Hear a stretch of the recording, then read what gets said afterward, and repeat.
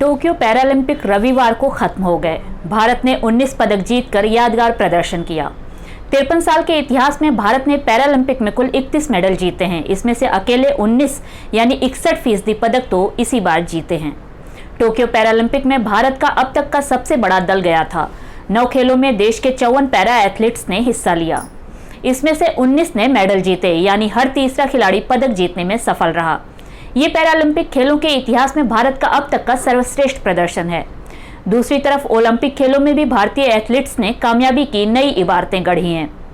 भारत ने इन खेलों के 121 साल के इतिहास में पहली बार रिकॉर्ड 7 पदक जीते। इसमें 1 गोल्ड, 2 सिल्वर और 4 ब्रॉन्ज मेडल शामिल हैं। भारत के 126 खिलाड़ियों ने इन खेलों में हिस्सा लिया था और इसमें से 7 पदक जीतने में वो सफल रहे, यानी हर 18वां खिलाड़ी मेडल जीता। इसे पैरा एथलीट्स के प्रदर्शन के लिहाज से फीका ही कहा जाएगा। ओलंपिक की तुलना में पैरालंपिक की ट्रेनिंग पर 40 गुना कम खर्च किया गया है। बीते 5 साल में टोक्यो ओलंपिक की तैयारियों को लेकर अलग अलग स्कीम के तहत खिलाड़ियों पर 1065 करोड़ रुपए खर्च किए गए।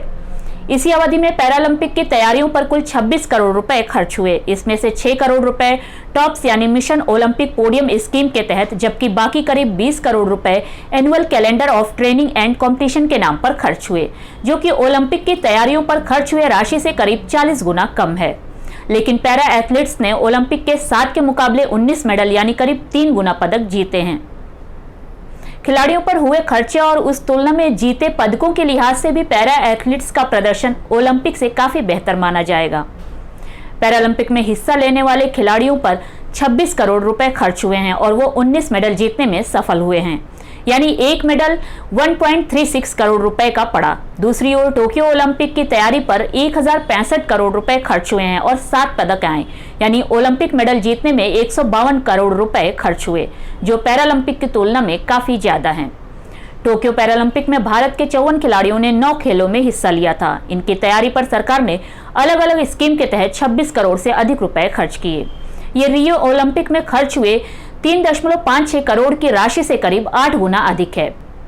पैरा एथलीट्स ने पिछली बार के 4 के मुकाबले 5 गुना यानी 19 मेडल जीतकर ट्रेनिंग पर खर्च हुए खर्चे को सार्थक कर दिया है, जबकि टोक्यो ओलंपिक में भारतीय एथलीट्स ने भले ही ऐतिहासिक प्रदर्शन किया, लेकिन पैरालंपिक जैसी सफलता नहीं हासिल कर पाए। एक बात साफ है कि सरकार ने ओलंपिक और पैरालंपिक दोनों खेलों की ट्रेनिंग में पैसे की कमी नहीं आने दी। ये खेल मंत्रालय द्वारा जारी आंकड़ों को देखकर पता लग जाता है।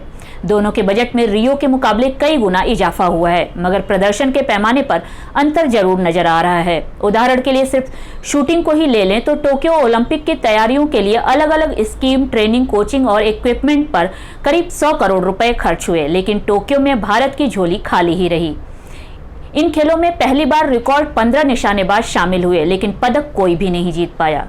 दूसरी ओर टोक्यो पैरालंपिक में 19 साल की अवनी लखेरा ने मेडल जीतकर इतिहास रच दिया। अवनी ओलंपिक या पैरालंपिक खेलों में पदक जीतने वाली पहली महिला निशानेबाज हैं और उनकी कामयाबी इसलिए भी बड़ी है क्योंकि उन्होंने सीधे गोल्ड पर निशाना साधा। उनके अलावा मनीष नरवाल ने भी गोल्ड जीता। यह पहला मौका है जब ओलंपिक या पैरालंपिक में भारत को शूटिंग में एक साथ 2 गोल्ड मिले हैं।